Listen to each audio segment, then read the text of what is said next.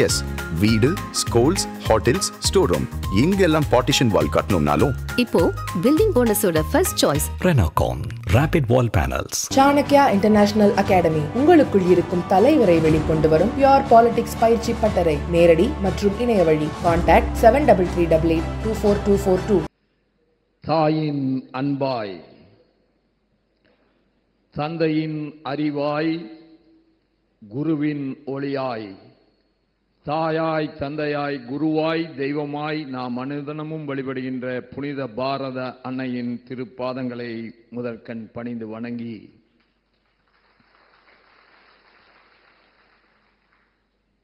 என் ஊனோடும் உதிரத்தோடும் உணர்வுகளோடும் இன்றைக்கும் என்றைக்கும் பிரிக்க இயலாமல் என்னோடு இணைந்து பிணைந்திருக்கின்ற எனது அருமை திருப்பூர் நகரத்தினுடைய வணக்கத்திற்குரிய பெரியோர்களே, அன்புள்ளம் கொண்ட தாய்மார்களே, எனது அருமை இளைய சகோதர சகோதரிகளே, யாருடைய பெயரை சொல்லுவது யாருடைய பெயரை விடுவது என்று தெரியவில்லை.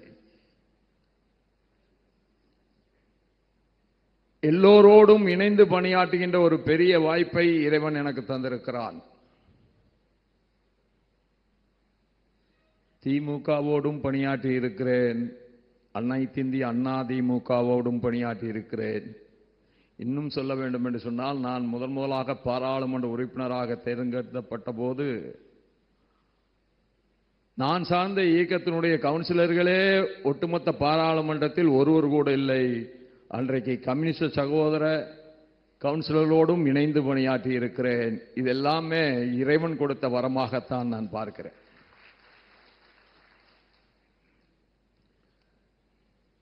அதனால்தான் என்னவோ என்னை கட்சி அரசியலிலே இருந்து இறைவன் விலக்கி வைக்க வேண்டும் என்று நினைத்து விட்டான் போலும். எதுவுமே நம்முடைய முடிவிலே மட்டும்தான் நம்முடைய பயணம் தொடர்கிறதா என்று கேட்டால் என்னை பொறுத்தளவில் நிச்சயமாக இல்லை. நாம் ஒரு திசையிலே பயணிப்போம் என்று நினைப்போம், அந்த திசையை நோக்கி சென்று கொண்டிருப்போம். அதிலே தான் நம்முடைய முழு வாழ்வும் என்கின்ற நிலை இருக்கும். ஆனால் கால சூழலும் இறைவனுடைய விருப்பமும் வேறாக இருக்கும் என்பதே தெரியாமல் அந்த பயணத்தை தொடர்வோம். பங்களாதேஷுக்கு எக்ஸ்போர்ட் செய்து கொண்டிருந்த நேரத்தில் நான் முழு நேர அரசியலில் ஈடுபடுவேன் என்று நினைக்கவே இல்லை. அரசியல் ஈடுபாடு என்பது எனக்கு எப்பொழுதும் இருந்து கொண்டுதான் இருந்தது. பள்ளியிலே படிக்கின்ற போது, கேசி ஹைஸ்கூலிலே படிக்கின்ற போது கூட பள்ளி மாணவர் தலைவனாக தேர்தலில் நின்று வெற்றி பெற்றேன். அப்போது சகோதரர்கள் என்னோடு இணைந்து பணியாற்றினார்கள். துரதிருஷ்டமாக அன்று என்னோடு இணைந்து பணியாற்றியவர்கள் இருவர் இன்றைக்கு உயிரோடு இல்லை. அருமை சகோதரர் ஜெயக்குமார் அனைத்து இந்திய அண்ணா திராவிட முன்னேற்ற கழகத்தினுடைய நகர்மன்ற செயலாளராக இணைந்து பணியாற்றிய ஜெயக்குமார் என்னோடு இணைந்து பணியாற்றியவர். இதையெல்லாம் நான் நினைத்து பார்க்கிற பொழுது யாரை பிரிவோம், யாரோடு இருப்போம் என்று நமக்கு தெரிவதில்லை. தலைவர் சக்திவேல் அவர்கள் பேசுகிற பொழுது அவனாசியை பற்றி குறிப்பிட்டார்கள். இன்றைக்கு அந்த அவனாசி அப்பனுடைய அருளும் நாயனாருடைய அருளும் எனக்கு இல்லாமல் போயிருந்தால் நான் இந்த இடத்திலே உங்கள் முன்பாக நிற்பதற்கான வாய்ப்பே நிச்சயமாக சத்தியமாக இல்லை. தண்ணீரிலே நீச்சல் தெரியாதவன் விழுந்து விட்டால் 3 முறை மேலே வருவான் என்பது யார் நம்புகிறார்களோ இல்லையோ அது சத்தியமான உண்மை. ஏனென்று சொன்னால் 3வது முறை மேலாக வரும்போதுதான் நான் காப்பாற்றப்பட்டேன். குளத்திலே, அந்த தாமரை குளத்திலே விழுந்த பின்பு முதல் முறை மேலே வருகிறேன், ஒன்றுமே தெரியவில்லை. 2வது முறை மேலே வருகிறேன், ஒரு விரல் தெரிகிறது. அந்த விரலை பிடிக்க இயலவில்லை. எனக்கு 5 அல்லது 6 வயது தான் இருக்கும் என்று நினைக்கிறேன். 3வது முறை மேலே வருகிற பொழுது இறையருளால் அந்த விரலை எட்டி பிடிக்க முடிகிறது. அப்படி எட்டி பிடித்தவுடனே அவர் என்னுடைய மணிக்கட்டை திருப்பி பிடித்து மேலே இழுத்து விடுகிறார்.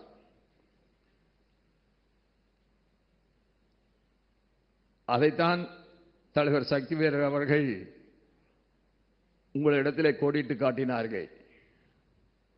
அதைத் தொடர்ந்து முழு நேர அரசியலுக்கு வருவேன் என்று நான் நினைத்து பார்க்காத சூழலில் முழு நேர அரசியலுக்கு வந்தேன். நான் ஒரு இயக்கத்தில் இருந்தேன். அந்த இயக்கத்தில் மொத்தமே 5 பேர்கள் தான் அன்ற காலகட்டத்தில். 25 ரூபாய் தான் வாடகை. கேசிஆர் பில்டிங்கில் 25 ரூபாய் வாடகைக்கு ஒரு ரூமை எடுத்து அதில் பாரதிய ஜனசங்கத்தை நிறுவிய போது 5 பேர் தான். அருமை அண்ணன் இங்கே அமர்ந்திருக்கின்ற மூப்பா என்று நம்மால் அன்போடு அழைக்கப்படுகின்ற பழனிசாமி அண்ணன் அவர்கள், சாமிநாதன் அவர்கள், அருமை சகோதரர் KR துரைசாமி அவர்கள், காமதேனு பிரிண்டேஷனுடைய தட்சிணாமூர்த்தி அவர்கள், அவருடைய இனிய நண்பர் தாமோதரன், இந்த 5 பேர் தான் இருந்தோம். 25 ரூபா வாடகையே கொடுக்க முடியாது. ஏனென்று சொன்னால் 2 பேரை தவிர 4 பேர்கள் மாணவர்கள். அந்த 2 பேரும் தொழிலிலே மிகப்பெரிய சரிவை சந்தித்துக் கொண்டிருந்தார்கள். எப்படியோ சமாளித்துத்தான் அந்த வாடகை மாதம் மாதம் கொடுப்போம். சில நேரங்களில் நான் என்ன பண்ணுவேன், நான் படித்துக் கொண்டிருந்த போது எங்க அப்பா எதுக்கு பணம் கொடுக்கிறாரோ இல்லையோ படிப்புக்கு எவ்வளவு வேணாலும் செலவு பண்ணுவார். அந்த நேரத்தில் நான் என்ன செய்வேன், ஒரு 25 ரூபாயை சேர்த்து அவருக்கு எழுதிவிட்டால், இந்த மாதத்தில் அதிகமாக வேண்டும் என்று எழுதிவிட்டால் அடுத்த நிமிடத்தில் அது அங்கே மணி ஆர்டராக வந்துவிடும். அந்த 25 ரூபாயை திருப்பி திருப்பூருக்கு மணி ஆர்டர் செய்வோம். ஏனென்றால் கேசிஆர் ரொம்ப கெடுபிடியானவர். மாத வாடகை தரவில்லை என்று சொன்னால் அவர் ரொம்ப அன்பானவர், ஆனால் கண்டிப்பானவர். தவறு ஒன்றுமில்லை. வாடகை நாம் கொடுக்காவிட்டால் அவர் கண்டித்து கேட்பதில் எந்த தவறும் இல்லை. இப்படியெல்லாம் தான் காலம் உருண்டோடியது. ஜோசியத்திலே நம்பிக்கை இல்லாதவர்களுக்கு நான் ஒன்றை சொல்கிறேன். முதலாக டையிங் ஃபேக்டரியில இரவு அங்கே தங்கி இருக்கிறோம். எல்லோருக்கும் உப்மா தயாராகும் டையிங் ஃபேக்டரியில், அது எல்லோருக்கும் தெரிந்தது தான். அந்த உப்மா தான் எங்களுக்கும். அந்த உப்மாவை இரவு சாப்பிட்டு கொண்டிருக்கிற பொழுது ஒருவர் என்னுடைய ஜாதகத்தை பார்த்து சொன்னார், நீ 2 முறையாவது பாராளுமன்ற உறுப்பினர் ஆவாய் என்று சொன்னார். அவர் ஜோசிகாரர் என்று சொன்னால் அவருக்கு வாழ்க்கை முழுதும் தொழில் ஜோசியம் அல்ல, அவர் அரசியலே ஒரு பொறுப்பில் இருக்கிறார். கவந்தபாடி கோவிந்து என்கின்ற என்னுடைய நண்பருடைய மாமா அவர். இருவரும் வந்திருந்தார்கள். என்னுடைய ஜாதகத்தை பார்த்துவிட்டு சொன்னார், நீங்கள் 2 முறையாவது மாப்பிள்ளை, நீ அவசியமா 2 முறையாவது பாராளுமன்ற உறுப்பினர் ஆவாய் என்று சொன்னார். நான் உடனே எனக்கு சிரிப்பே நிற்கவில்லை. நான் சார்ந்திருக்க இயக்கத்திலே நான் 1 முறை கவுன்சிலர் ஆனாலே பெரியது என்று சொன்னேன். இயக்கம் அன்றைக்கு அவ்வளவு சிறிதாக இருந்தது. அவர் சொன்னார், இல்லை, இன்றைக்கு அவர் உயிரோடு இல்லை, ஆனால் அவர் சொன்ன வாக்கு பளித்திருக்கிறது. 2 முறை பாராளுமன்ற உறுப்பினராக செயலாற்றி இருக்கிறார். அதேபோல காங்கேயத்தில் ஒரு நாவிதர், அவர் மெத்த படித்தவர் அல்ல, சாஸ்திரங்களை கற்றுணர்ந்த ஞானியும் அல்ல. அவர் ஒரே ஒரு முறை என்னுடைய ஜாதகத்தை பார்த்துவிட்டு சொன்னார், நீங்கள் எந்த காரணத்தை கொண்டும் அரசியலை விட்டு விலகி விடாதீர்கள். ஏனால் அரசியல் என்பது ஒரு நிரந்தரமற்ற ஒரு உலகம் என்று கேட்டீர்கள் என்று சொன்னால் அரசியல்தான். அரசியலில் ஒரு ஆண்டில் எத்தனை பேர் ஈடுபடுகிறார்கள் என்று பாருங்கள், எத்தனை பேர் அரசியலிலே காலத்தை கடந்து நிற்கிறார்கள் என்று பாருங்கள்.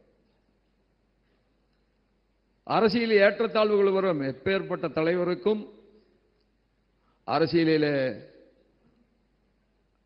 ஒரு லீன் பீரியட் வரத்தான் செய்யும். லீன் பீரியட் வராத தலைவரே அரசியலிலே கிடையாது. எனக்கு தெரிந்து திரு எம்ஜிஆர் அவர்களைப் போல மக்களிடத்திலே செல்வாக்கு பெற்ற ஒரு அரசியல் தலைவர் என்று சொன்னால் எனக்கு தெரிந்து மக்கள் செல்வாக்கை பெற்ற அரசியல் தலைவர் எனக்கு தெரிந்தில்லை. அவரே கூட முதல் தேர்தலிலே வெற்றி பெற்ற பின்பு அடுத்த தேர்தலிலே பாராளுமன்றத்திலே ஒரு தோல்வியை சந்திக்கிறார். அது அவருடைய லீன் பீரியட் என்று நான் சொல்வேன். திருப்பூர் நகரத்துக்கு வந்திருந்தார். நான் கேட்ட எம்ஜிஆர் அவருடைய பேச்சிலேயே மிகச்சிறந்த பேச்சு அன்றைக்கு திருப்பூர் நகரத்திலே தான். அந்த முனிசிபாலிட்டிக்கு அருகிலே நடந்த அந்த பேச்சில் கூடியிருந்த கூட்டத்தை அப்படியே அழுக வைத்தார்கள். பொதுவாக எம்ஜிஆர் அவர்கள் சிறந்த பேச்சாளர் அல்ல என்பதுதான் யதார்த்தமாக எல்லோரும் நினைத்துக் கொண்டிருப்பதும் நம்பிக்கொண்டிருப்பதும். ஆனால் அன்றைக்கு அவர் பேசிய பேச்சு அங்கு கூடியிருந்த கூட்டத்தில் கண்ணீர் துளி சிந்தாதவர்கள், அவர்கள் வேறு கட்சியை சார்ந்தவர்களாக இருந்தாலும் கூட அந்த இடத்திலே கண்ணீரை சிந்தினார்கள். அதற்கு பிறகு மகத்தான வெற்றியை பெற்றார்கள். அந்த காங்கியத்தை சேர்ந்தவர் என்னிடத்தில் சொன்னார், நீங்கள் எந்த காரணத்தை கொண்டும் அரசியலிலே ஒரு இக்கட்டான சூழ்நிலை வருகிறதே என்று விலகி விடாதீர்கள்.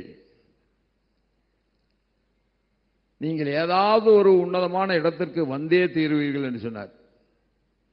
நானும் சிரித்துக் கொண்டே அவர் இடத்திலே சொன்னேன், நான் பல பேர் இடத்திலே ஜாதகத்தை பார்த்திருக்கிறேன், பல பேரும் இப்படித்தான் சொல்லி இருக்கிறார்கள். ஆனால் நீங்கள் மட்டும்தான் ஆணித்தரமாக சொல்லுகிறீர்கள். ஆனால் அதை நான் ஏன் நம்புகிறேன் என்று சொன்னால், நீங்கள் சாஸ்திரத்தை முறையாக கற்றுணர்ந்தவர் அல்ல. அதனால் நீங்கள் யதார்த்தமாக சொல்வது என் மனதிலே ஆழமாக படுகிறது என்று சொன்னேன். அப்படி சொல்கிற பொழுது நான் இந்திய தேசத்தினுடைய துணை குடியரசுத் தலைவராக மாறுவேன் என்று எனக்கு சத்தியமாக தெரியாது. இதெல்லாம் ஏன் இங்கே கொடுக்கிறீர்கள் என்று சொன்னால், நம்மை பொறுத்தளவில் வாழ்க்கையில் ஒருவன் பிறந்து விட்டான் என்று சொன்னால் அவன் இறக்கின்ற வரை உழைக்க வேண்டும் என்பதுதான்.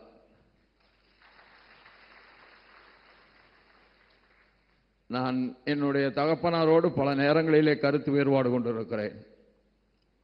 அவர் சொன்னது ஒன்று என்னுடைய மனதில் என்றைக்கும் ஆழமாக பதிந்திருக்கிறது. இது ஏன் நான் சொல்கிறேன் என்று சொன்னால், குழந்தைகளை திட்டுவதும் அவர்களை சரி செய்வதும் என்கின்ற ஒரு மனோநிலையில் மிக கடுமையாக நடந்து கொள்வது மட்டும்தான் அவர்களை திருத்துவது என்று நாம் நினைக்கின்றோமே, அது தவறு என்பதற்குத்தான். இங்க இருக்கிற எல்லா பெரியவர்களுக்கும் தெரியும், எங்க ஃபாதர் எவ்வளவு கடுமையாக இருப்பார் என்பது நான் சொல்லி யாருக்கும் தெரிய வேண்டியதில்லை. ஆனால் அவர் ஒரு முறை என்னிடத்தில் சொன்னார், நீ எப்பொழுதெல்லாம் சாப்பிடுகிறாயோ, எவ்வளவு வசதி வந்தாலும் எவ்வளவு அதிகாரம் உன்னிடத்தில் வந்தாலும், சாப்பிடுகிற வரை நீ ஒன்றை நினைவிலே கொள்ள வேண்டும், இறைவன் உனக்கு தருகின்ற உணவு உழைக்காமல் வரக்கூடாது, எப்பொழுதும் உழைத்துக் கொண்டே இருக்க வேண்டும் என்று சொன்னார். நாம் பல மாற்று இயக்க தலைவர்களை பார்க்கிற பொழுது அவர்களிடத்தில் இருக்கிற எதிர்மறையான சிந்தனைகளை நாம் உடனே எடுத்துக்கொள்கிறோம், அவர்களை விமர்சனம் செய்கிறோம். அப்படி பார்ப்பதில் இருந்து சிறிது வித்தியாசமாக பார்க்க வேண்டும் என்று எனக்கு எப்பொழுதும் தோன்றும். ஒருவர் தலைவராக உயர்கிறார் என்று சொன்னால் அவரிடத்தில் ஏதாவது ஒரு நற்பண்பு இருந்தால் மட்டும்தான் அவர் தலைவராக உருவாக முடியும். நான் சார்ந்த இயக்கம் திராவிட முன்னேற்ற கழகத்திற்கு மிக எதிரானது என்பது எல்லோருக்கும் தெரிந்ததுதான். சார்ந்திருந்த இயக்கம். இப்பொழுது நான் எந்த இயக்கத்தையும் சார்ந்தவன் அல்ல. ஆனால் கலைஞரிடத்தில் எனக்கு ஒன்று மிக அற்புதமான அவருடைய குணம் ஒன்று எனக்கு பிடிக்கும். எந்த நேரத்திலும் தலைவர் கலைஞர் அவர்கள் மிக பிரம்மாண்டமான தோல்வி வரும். பிரம்மாண்டமான வெற்றி அல்ல, மிக பிரம்மாண்டமான தோல்வி வரும். அவர் மட்டுமே வெற்றி பெற்றிருப்பார். ஆனாலும் கூட அடுத்த நாள் காலையிலே முரசொலியை நான் வாங்கி படிப்பேன். அப்பொழுது மட்டும்தான், ரெகுலராக படிக்கிறேனோ இல்லையோ, அவர் தோல்வி அறிகிற பொழுதெல்லாம் அடுத்த நாள் வருகின்ற முரசொலியை நான் வாங்கி படிப்பேன். அதில் எழுதுவார், தம்பி வீறு கொண்டு எழுந்துவா. நேற்றைக்கு தான் மிகப்பெரிய தோல்வி வந்திருக்கும்.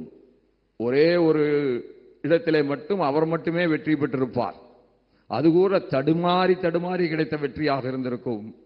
ஆனாலும் அடுத்த நாள் காலையிலே அவர் எழுதுவார் முரசொலியில், வீறு கொண்டு எழுந்து வா, தமிழினத்தினுடைய எதிர்காலத்தை கட்டி காக்கின்ற பொறுப்பு உனக்கு மட்டும்தான் இருக்கிறது என்று எழுதியிருப்பார்.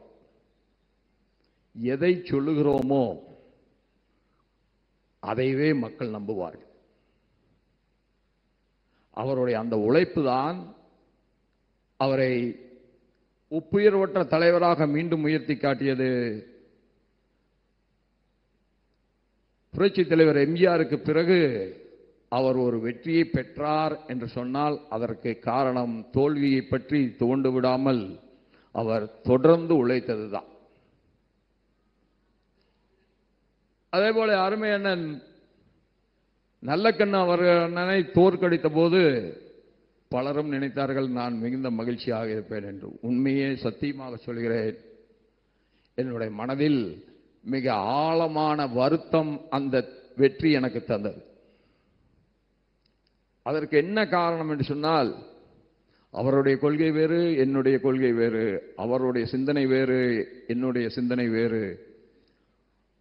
அவர் தன்னை பயிற்றுவித்துக் கொண்ட பட்டறை வேறு, நான் என்னை உருவாக்கி கொண்ட பட்டறை வேறு. ஆனாலும் அண்ணன் நல்லக்கண்ணு அவர்களிடத்தில் எனக்கு மாறாத அன்பும் சிறிதும் குறைவில்லாத மரியாதையும் மதிப்பும் இருந்தது என்று சொன்னால், பொது வாழ்க்கை என்பது பிறருக்காக மட்டுமே வாழ்வது என்பதை நிலைநிறுத்தி காட்டியவர் அண்ணன் நல்லக்கண்ணு அவர்கள். அதேபோல ஜெயலலிதா அம்மா அவர்களை நான் பல நேரங்களில் பார்த்திருக்கிறேன். இங்கே இருக்கின்ற அண்ணா திராவிட முன்னேற்ற கழக அமைச்சர் பெருமக்களுக்கு கூட அது நான் சொல்கிற விஷயம் ஆச்சரியமாக இருக்கும். ஜெயலலிதா அம்மையாரை போல சிறந்த நுண்ணறிவு கொண்ட தலைவர்கள் இந்திய தேசத்தில் மிக மிக குறைவு. நீங்கள் என்ன சொல்ல போகின்றீர்கள் என்பதை நீங்கள் வாயை திறந்து 2-3 வார்த்தைகள் சொல்வதற்குள்ளாக அவர்கள் புரிந்து கொள்வார்கள். உடனே அவர் தன்னுடைய பதிலை சொல்ல ஆரம்பித்து விடுவார். பல பேர் நினைப்பார்கள், நாம் என்ன சொல்ல வர்றோங்கிறத சொல்வதற்கு கூட இந்த அம்மா விட மாட்டேங்கிறார் என்று. உண்மையில் நீங்கள் முழுமையாக சொல்ல வேண்டிய அவசியம் இல்லை. அந்த அளவுக்கு அவருக்கு நுண்ணறிவு உண்டு என்பதுதான் யதார்த்தமான உண்மை. அதனால்தான் அவர் எப்பொழுதெல்லாம் முடிவெடுக்கின்றாரோ அப்பொழுது எடுக்கின்ற ஒவ்வொரு முடிவும் மிக ஆழமானதாகவும் அது வலுவானதாகவும் இருக்கும். அப்படி ஒரு வலுவான முடிவை எடுக்கக்கூடியது ஒரு தலைமை பண்பு அவரிடத்திலே நான் பார்த்தேன். அதே போலதான் வாஜ்பாய் அவர்கள். வாஜ்பாயை போல எல்லோரையும் அரவணைத்து செல்ல வேண்டும் என்கின்ற உணர்வு மிக்க மகத்தான மாபெரும் தலைவன் இனி ஒரு முறை இந்த மண்ணிலே பிறக்க வேண்டும்.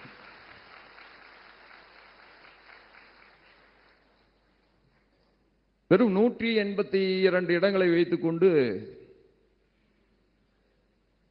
மகத்தான தேசத்தை படைக்க வேண்டும் என்கின்ற அவருடைய வேட்கைக்கு உள்ளம் அழுது கொண்டிருந்தாலும் உதட்டிலே புன்முறுகளை மட்டுமே தனதாக்கி கொண்டதால் தான் அந்த 6 ஆண்டு காலம் அவரால் இந்திய தேசத்திற்கு ஒரு மகத்தான வழிகாட்டுதலை தர முடிந்தது. எத்தனை துன்பங்கள் வந்தாலும் இடுக்கன் வருங்கால் நகுக என்றான். அந்த இடுக்கன் வருங்கால் நகுக என்று சொன்னதற்கு உதாரணமாக வாஜ்பாய் அவர்கள் திகழ்ந்தார்கள். அதனால்தான் 4 வழிச்சாலை வந்தது, புதிய ரயில் தடங்கள் வந்தது, எல்லோருக்கும் வீடு கட்டி தர வேண்டும் என்கின்ற குறிக்கோள் வந்தது. எல்லா கிராமங்களும் தார்ச்சாலைகளால் இணைக்கப்பட வேண்டும் என்கின்ற உயர்ந்த நெறி வந்தது. இந்த நாட்டில் மின்சார விளக்கு இல்லாத கிராமம் இருக்கக்கூடாது என்று நினைத்தார்கள். பாதுகாக்கப்பட்ட குடிநீர் இல்லாத கிராமம்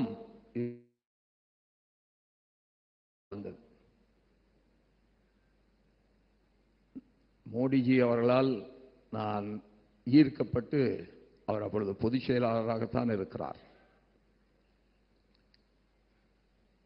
மோடி அவர்களிடத்திலே இருக்கக்கூடிய மிகப்பெரிய ஒரு பிளஸ் பாயிண்ட் என்ன என்று சொன்னால், யார் வேண்டுமானாலும் என்ன கருத்தை வேண்டுமானாலும் அவரிடத்தில் நேரம் இருக்கிற பொழுது எத்தனை மணி நேரம் வேண்டுமானாலும் சொல்லிக் கொண்டிருக்கலாம். அவர் மறுத்து எதுவும் சொல்ல மாட்டார், கேட்டுக்கொண்டே இருப்பார்.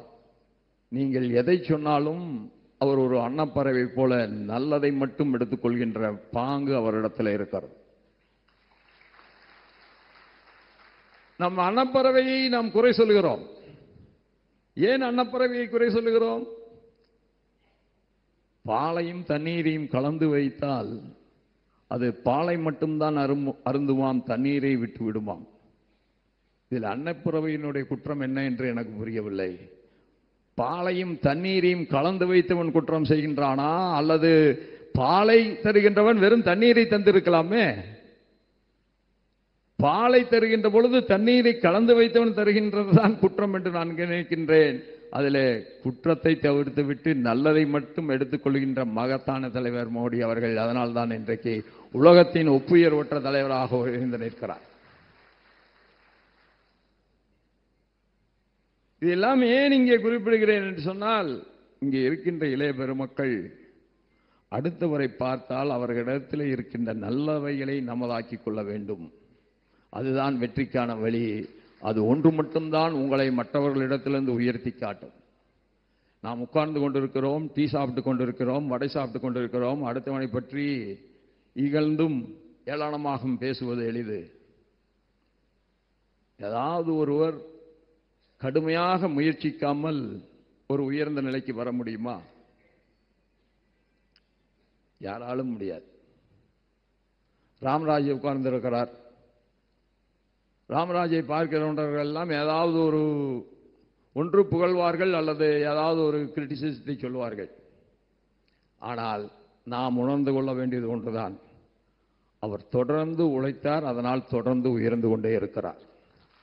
ஏதோ தலைவர்களுக்கு மட்டும்தான் அப்படியெல்லாம் குணம் என்று இல்லை, சாதாரண மனிதனுக்கு கூட அப்படியெல்லாம் உண்டு. இதெல்லாம் நான் இங்கே ஏன் கோடிட்டு காட்டுகிறேன் என்று சொன்னால், ஒன்றே ஒன்றுதான், குறிக்கோளை நிர்ணயம் செய்து கொள்ள வேண்டும். அந்த குறிக்கோளை நோக்கி நம்முடைய பயணத்தை தொடர வேண்டும். அந்த பயணத்தில் எனக்கு தெரிந்து இருக்க வேண்டியவை இரண்டே தான். சத்தியமும் தர்மமும் அந்த பயணத்தில் இருக்க வேண்டும். இறைவன் நிச்சயமாக வெற்றியை நமக்கு தருவார். கடின உழைப்பும் மனப்பூர்வமான உழைப்பும்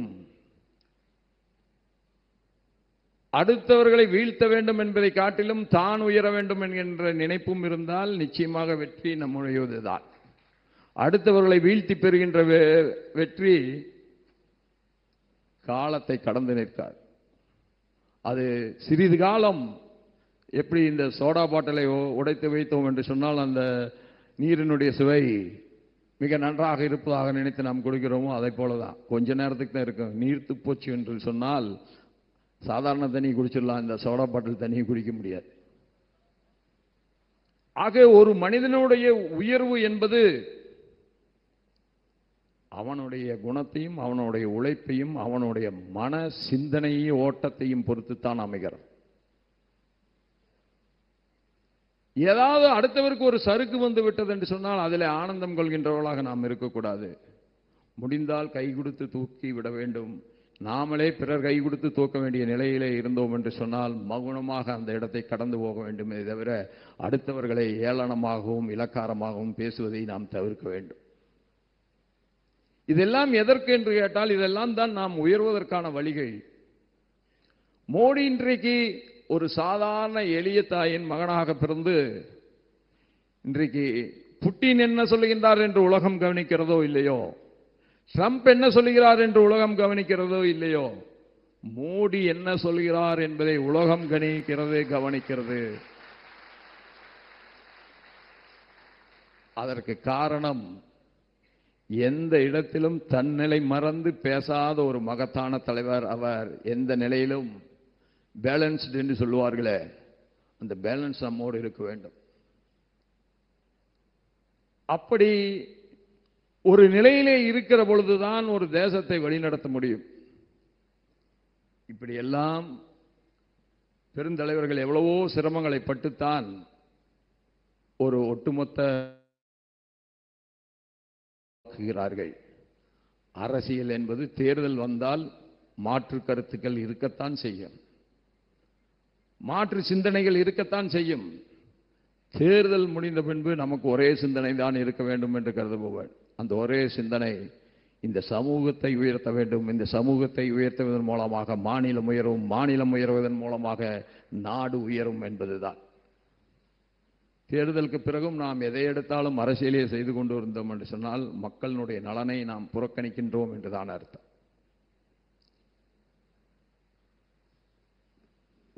மோடி அவர்கள், நம்முடைய பாரத பிரதமர் மோடி அவர்கள் மிகப்பெரிய முயற்சியை எடுத்தார்கள். இந்த குடியரசு துணைத் தலைவர் தேர்தலிலே ஒட்டுமொத்த ஒரு கருத்தை உருவாக்க வேண்டும் என்று முயற்சித்தார்கள். கடைசி நேரத்தில் அது முடியாமல் போனது. நான் அப்பொழுது பல தமிழகத்தினுடைய சோசியல் மீடியாவிலே, ஊடகங்களிலே பார்த்தேன். அவர்கள் தெளிவாக குறிப்பிடுகிறார்கள்,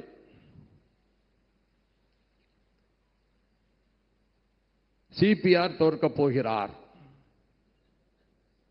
இதனோடு மோடியும் தோற்கப் போகிறார்.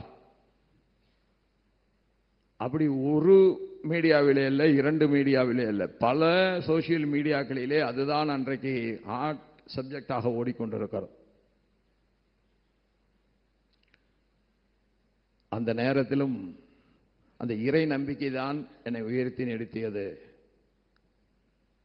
எந்த நேரத்திலும் நாம் தோற்கப் போவதில்லை. ஏனென்று சொன்னால் அந்த மகத்தான தலைவர் பாரத பிரதமர் மோடி தோற்கப் போவதில்லை என்பதுதான். இதையெல்லாம் எப்படி என்று சொன்னால், இறை நம்பிக்கை ஏன் வேண்டும் என்பதற்கான இக்கட்டான சூழலில் உங்களுடைய மன வலிமையை கூட்டுகின்ற ஒன்றே ஒன்று உலகத்தில் இருக்கிறது என்று சொன்னால், என்னை பொறுத்தளவில் அது இறை நம்பிக்கை மட்டும்தான். அந்த இறை நம்பிக்கை இல்லாத எதுவும் சிறந்ததாக இருக்கலாம், ஆனால் மிகச் சிறந்ததாக ஒரு காலத்திலும் இருக்க முடியாது. நான் என்னுடைய பள்ளி பருவத்தை பற்றி குறிப்பிட்டேன். இடத்துல சிறிது தலைமை பண்பு இருக்கிறது என்று சொன்னால் அது தானாக உருவானதாக நான் கருதவில்லை. அதை உருவாக்கியவர் ஆசிரியர் தங்கவேலு அவர்கள். என்சிசியினுடைய பொறுப்பாசிரியராக அவர் KSI ஸ்கூலில் இருந்தார். அவருடைய மிடுக்கு ஏதோ இந்த நாட்டினுடைய ஜெனரலை போலதான் இருக்கும். அவர் எப்பொழுது அந்த உடுப்பை போட்டுக்கொண்டாரோ அல்லது எப்பொழுது அந்த பெரேடுக்குள்ளாக வந்து விட்டாரோ, அடுத்த நொடி பொழுதில் தான் ஆசிரியர் என்பதையே மறந்து விடுவார். அவருடைய கமாண்டும், அந்த கமாண்டுக்கு மாணவர்கள் மிகச்சரியாக தங்களுடைய உடல் அமைப்புகளை நிறுத்திக் கொள்ள வேண்டும். ஒரு சிறிது அசைவு கூட அவர் அனுமதிக்க மாட்டார். அப்படிப்பட்ட ஒரு தலைமை பண்பை அவரிடத்திலே இருந்து நான் கற்றுக்கொண்டேன். எனக்கு சிறிதளவு இருக்கின்ற சிந்தனையை யாரிடத்தில் இருந்து கற்றுக்கொண்டேன் என்று சொன்னால், நாட்டுக்கோட்டையில இருந்து வந்த ஒரு ஆசிரியர். அவருக்கு தெரியாத சப்ஜெக்டே கிடையாது. தமிழும் எடுப்பார், கெமிஸ்ட்ரியும் எடுப்பார், பிசிக்ஸும் எடுப்பார், பயாலஜியும் எடுப்பார், சரித்திரத்தையும் எடுப்பார், கணக்கையும் எடுப்பார். பூகோளத்தை பற்றி அவருக்கு இருந்த அறிவு பூகோள ஆசிரியருக்கே இருக்காது. அப்படிப்பட்ட லட்சுமணன் அவர்கள்தான் என்னுடைய கல்வி அறிவை மிகச் சரியான திசையிலே கொண்டு செல்வதற்கு காரணமாக அமைந்தவர்கள். இல்லை, நான் இங்கே ஏன் குறிப்பிடுகிறேன் என்று சொன்னால், இது நான் பிறந்த நகரம். எந்த உயரத்துக்கு போனாலும் இதை மறக்க இயலாது என்பதை வலியுறுத்துவதற்குத்தான். வேரை மறந்தவன் எப்பொழுதுமே அதற்கு மேல் வளர முடியாது. எவ்வளவு வளர்ந்தாலும் வேரை ஒருபோதும் மறக்கக்கூடாது. கடைசியாக ஒன்றை சொல்லி என்னுடைய உரையை நிறைவு செய்கிறேன். பல பேர்த்துக்கும் மிகப்பெரிய மனக்கவலை இருக்கிறது. எதிர்காலம் இந்த தொழில் என்னாகுமோ என்கின்ற கவலைதான். இதுவரை எவ்வளவோ இக்கட்டுகள் வந்திருக்கிறது. அந்த தொழிலுக்கு டையிங் ஃபேக்டரிக்கு ஒரு பெரிய இக்கட்டு வந்தபோது எல்லோரும் ஒன்றாக சேர்ந்தோம். கலைஞரிடத்திலே சென்று வாதங்களை வைத்தோம். கலைஞர் அவர்கள் பொது சுத்திகரிப்பு நிலையத்திற்கு அனுமதி வழங்கி தந்தார்கள். அதேபோல ஜெயலலிதா அம்மையாரை அவர்கள் எத்தனையோ முறை சந்தித்திருக்கிறோம். எத்தனையோ முறை அவர் இந்த தொழிலுக்காக பல்வேறு விதமான சலுகைகளை தந்திருக்கிறார்கள். ஒரு முறை சக்திவேல் அவர்களுக்கு நன்றாக தெரியும், எக்ஸ்போர்ட்டுக்கான அந்த இன்சென்டிவை டிராபேக்கை குறைத்து விட்டார்கள். ஒரு தத்தளிக்கின்ற சூழ்நிலை வந்தது.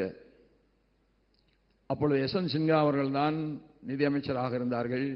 அவரை சந்தித்து விட்டு நான் ஒரே ஒரு வார்த்தை தான் சொன்னேன், நீங்கள் இதை உயர்த்தி தந்தால் மட்டும்தான் நான் என்னுடைய ஊருக்கு திரும்பி செல்ல முடியும், இல்லை என்று சொன்னால் என் வாழ்நாள் முழுதும் நான் டெல்லியிலே தான் இருக்க வேண்டும் என்று சொன்னேன்.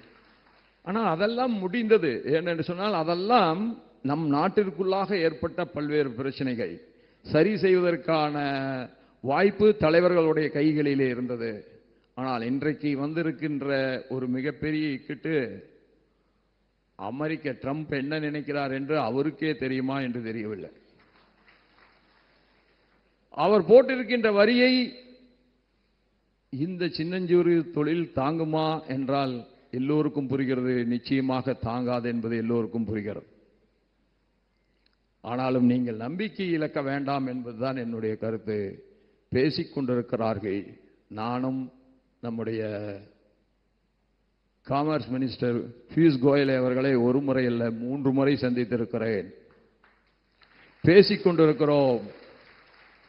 அவர் சொன்னார், நான் இந்த நிலைகளை எல்லாம், குறிப்பாக நூற்பாலைகளினுடைய நிலை, நூற்பாலைகளை தாண்டி கார்மெண்ட்ஸே கூட இன்றைக்கு மூழ்கி கொண்டிருக்கின்ற நிலையிலே இருக்கிறது. நாம் செய்கின்ற ஏற்றுமதியில் ஒரு 50% மேலாக நாம் அமெரிக்காவுக்கு தான் செய்கிறோம். இதில் எல்லாம் பல இக்கட்டுகள் இருக்கிறது என்று சொன்னபோது அவர் சொன்னார், The negotiations are going on. பேச்சுவார்த்தை நடந்து கொண்டிருக்கிறது. கருத்து பரிமாறுதல்களை வைத்துக் கொண்டிருக்கிறோம். But it is very tough என்று சொன்னார். அவரிடத்தில் நான் சொன்னேன், நீங்கள் கவலைப்படாதீர்கள். உழைக்கின்ற மக்கள் எங்கே இருக்கிறார்கள் என்று சொன்னால் விவசாயத்திலே இருக்கிறார்கள். அதற்கு அடுத்து அதிகம் உழைக்கின்ற மக்கள் எங்கே இருக்கிறார்கள் என்று சொன்னால் டெக்ஸ்டைல் தொழில்துறையிலே தான் இருக்கிறார்கள்.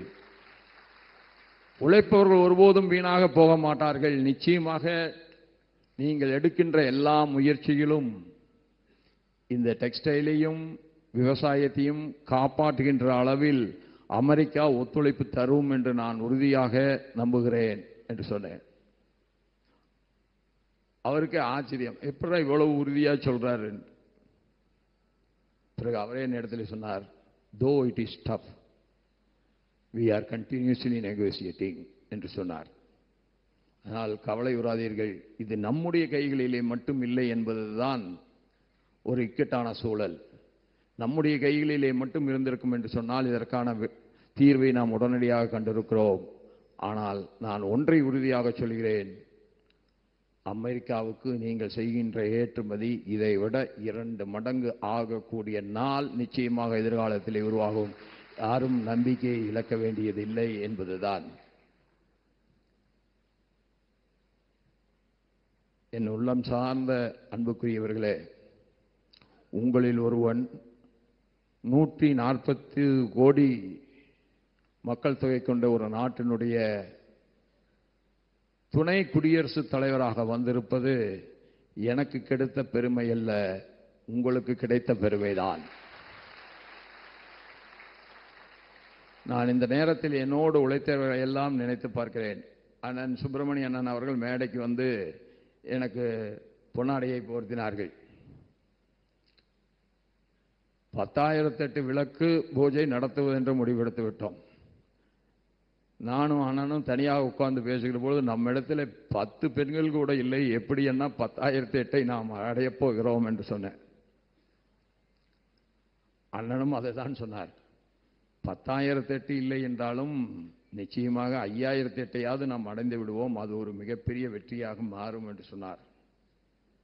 ஆனால் இமாம் அலியை வந்து குண்டு வைத்து தகர்க்க வேண்டும் என்று நினைத்த போது கூட அதை பற்றி எல்லாம் கவலைப்படாமல் திருப்பூர் தாய்மார்கள் 10,008க்கும் அதிகமாக ஒரு இடத்திலே கூடினார்கள். அது மகத்தான வெற்றியாக மாறியது. இன்றைக்கு நான் குடியரசுத் தலைவராக உயர்ந்திருக்கிறேன் என்று சொன்னால் நான் எப்பொழுதும் என் மனதிலே நீங்காமல் நினைக்கிறது 2 தான். ஒன்று அந்த 10,008 திருவிளக்கு பூஜை, இன்னொன்று கோயம்புத்தூரிலே வெறும் 10 நிமிட இடைவெளிக்குள்ளாக 28 இடங்களில் வெடித்த அந்த வெடிகுண்டு.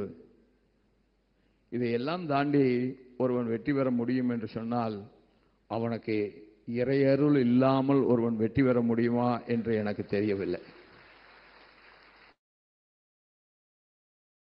என்பது ஏதோ இன்றைக்கு தோன்றியது என்று நாம் நினைத்து விடக்கூடாது. இந்த மண்ணில் என்றைக்குமே நாத்திகம் இருந்து கொண்டுதான் இருக்கிறது. அந்த நாத்திகம் எது என்று நான் கருதுகிறேன் என்று சொன்னால் ஆன்மீகத்தின் உச்சம்தான் நாத்திகம். கடவுளை கூட மறந்தாலும் நீங்கள் நேர்மையாக இருக்கிற பொழுது கடவுள் உங்களை நாடி வருவார் என்கின்ற நாத்தியம் தான் அது என்று நான் கருதுகிறேன். எவ்வளவு உயரத்துக்கு சென்றாலும் உங்களில் ஒருவனாகத்தான் என்றைக்கும் இருப்பேன் என்கின்ற உறுதியை மட்டும் தந்து அளவு கடந்த அன்பை என்பால் வருகின்ற அத்துணை நல்ல உள்ளங்களுக்கும் என் உள்ளத்தின் ஆழத்திலிருந்து எழுகின்ற நன்றிதனை காணிக்கையாகி வார்த்தைகளை நிறைவு செய்து அமர்கின்றேன். நன்றி, வணக்கம். வெல்க பாரதம், பாரத தாய் உலகின் வல்லரசாக உயரட்டும். நன்றி, வணக்கம்.